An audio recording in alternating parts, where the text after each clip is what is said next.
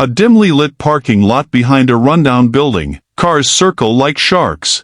Cash changes hands. Somewhere inside, a crowd is chanting a name we don't know yet. We push through a door into a smoke-filled underground fight ring, and there he is, a lean, quiet man with dead eyes, standing across from a fighter twice his size. This is Elwood Dalton, former UFC middleweight. A man with no home, no fixed job, and a past he can't outrun. In 60 seconds, he'll knock this stranger unconscious without breaking a sweat and then quietly ask the promoter if there's a hospital nearby, because he doesn't want the guy he just beat to die alone. That's the contradiction at the heart of this movie, a man built to hurt people, who's terrified of what happens if he does it again. This is Roadhouse, the 2024 reboot starring Jake Gyllenhaal and UFC legend Conor McGregor, and today, we're breaking down every single scene, start to finish. Let's get into it. We open properly on Dalton living out of his beat-up car, entering underground bare-knuckle fights for cash just to get by. He's clearly not doing this for money or glory, he does the bare minimum to win, then walks away. In one fight, he lets an opponent get a few extra hits and almost like he wants the pain. We see quick, fractured flashes of his past, the octagon, a referee, a man on the mat who doesn't get back up. We don't get the full story yet, but the film makes clear, Dalton killed a man in the ring, and it destroyed him. At a diner, a woman named Frankie, the owner of a bar called the Roadhouse down in the Florida Keys, has been watching him fight. She's tough, direct, and clearly desperate. She tells him her bar is falling apart every weekend because of out-of-control bar fights, and she needs someone who can handle it. Dalton, at first, brushes her off. He doesn't want the job. He doesn't want responsibility. But Frankie is persistent, and it's clear Dalton has nothing left to lose, no home, no family, nowhere else to be. He agrees to check it out, and we cut to him driving south toward the Keys, leaving his old life, quite literally, in the rearview mirror. Dalton arrives in the sunny, laid-back town of Glass Key. The vibe is immediately different from the grimy fight circuit he just left, turquoise water, tourists, reggae music drifting out of bars. He meets Frankie properly at the Roadhouse, a beachfront bar that's clearly seen better days, broken furniture, a revolving door of bouncers who keep quitting or getting hurt. Frankie introduces him to her staff, including bartender Laura, and it's obvious this bar is the heart of the community. Locals hang out here, bands play here, it's part of the town's identity. That first night, Dalton observes rather than acts. He watches the chaos, a group of aggressive regulars start trouble, throwing punches, smashing bottles. He steps in only when necessary, using minimal force to defuse fights without seriously hurting anyone, a sharp contrast to the brutal underground fighter we saw in the opening. He's controlled, almost surgically precise. Word spreads fast that the new bouncer isn't like the last ones. Around town, we're introduced to more of Glass Key's cast. Charlie, a bookish teenager who works at a local bookstore, becomes something of a tag-along presence, fascinated by Dalton. We meet Ellie, the town's local doctor, when Dalton stops by her clinic for a minor injury. There's an immediate, understated spark between them. She's sharp-tongued and unimpressed by his tough guy reputation,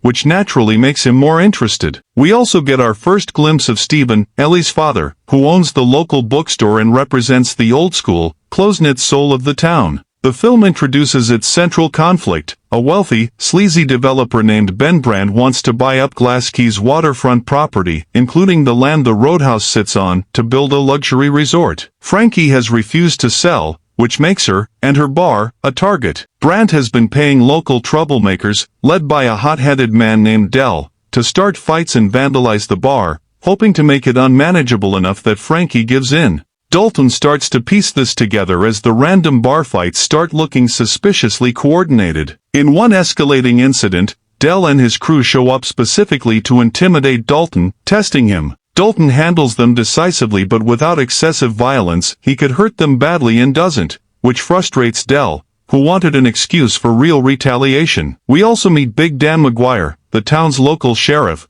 who seems friendly and folksy on the surface but is clearly compromised. He's in Brandt's pocket, looking the other way on the harassment campaign against the Roadhouse. Dalton clocks this dynamic quickly. He's sharp enough to see who's really in control here, and it's not the badge. Meanwhile, Dalton and Ellie's relationship develops. Their banter shifts from combative to genuinely warm.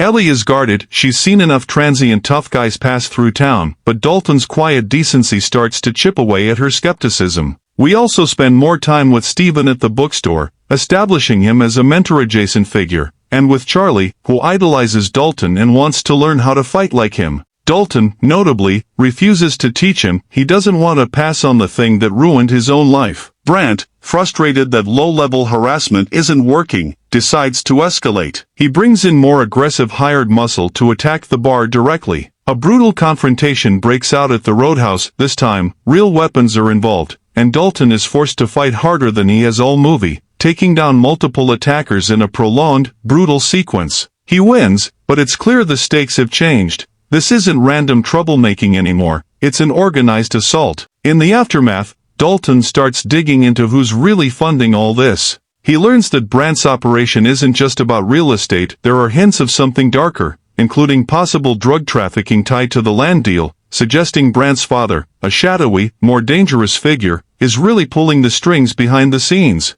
Del, humiliated repeatedly by Dalton, becomes obsessed with taking him down personally, and his recklessness starts becoming a liability even for Brandt's plans. Tensions boil at the bar as Frankie insists she still won't sell, no matter the cost, and Dalton, now protective of her, the staff, and the town itself, commits fully to defending the roadhouse rather than just doing a job. Ellie and Dalton grow closer. In a quiet scene together, a rare breather in the film, Dalton opens up slightly about his past, the man he killed in the ring, the guilt that's followed him since, and his fear that violence is the only thing he's good at. Ellie doesn't try to fix him, she simply listens, which means more to Dalton than any advice could. Realizing Dalton is too skilled and too disciplined to be scared off through Del and hired thugs, Brandt calls in a specialist, Knox, a hulking, unpredictable mercenary and MMA-trained enforcer. Knox is introduced with immediate menace, cold, sadistic, clearly enjoying the violence he's paid to dispense, the polar opposite of Dalton's restraint. This is where Conor McGregor's presence in the film really takes over,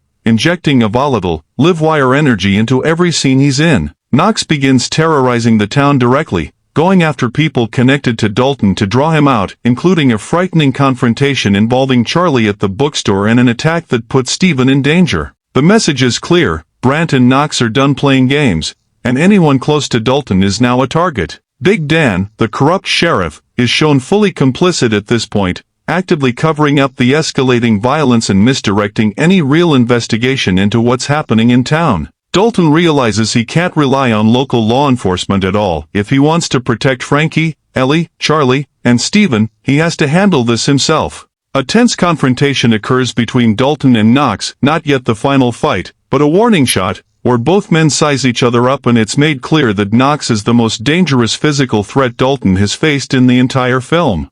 Things reach a breaking point. In retaliation for Dalton refusing to back down, Brandt's men, with Knox orchestrating the violence, target Stephen's bookstore, resulting in it being destroyed, with Stephen badly hurt in the process. This is the emotional gut punch of the film. The one place in town that represented community, history, and warmth is reduced to rubble, and the people Dalton has come to care about are the ones paying the price for his war with Brandt. This pushes Dalton past the point of restraint. Furious and done holding back, he goes after Del directly, and in a tense sequence, forces answers out of him about the full scope of Brandt's operation, confirming that this was never just about a bar, but about controlling the entire waterfront for a much larger, dirtier payday, and that the corrupt sheriff has been enabling it the whole time. Ellie, reeling from her father's injury, has a difficult confrontation with Dalton. Some of her old fear resurfaces, that violence follows him wherever he goes, and that loving him means living with that danger permanently.